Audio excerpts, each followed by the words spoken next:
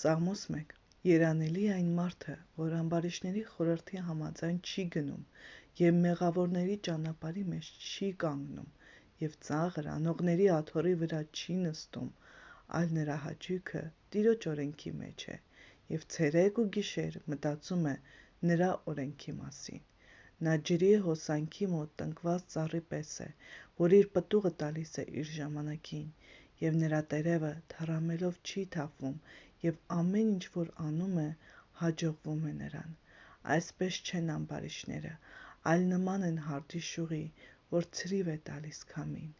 Սրա համար ամբարիշտները չեն կարող կանգնել դատաստանի մեջ, ոչ էլ մեղավորները արդարների ժողովում, որովհետև Տերը ճանաչում է արդարների ճանապարհը, մինչդեռ ամբարիշտների ճանապարհը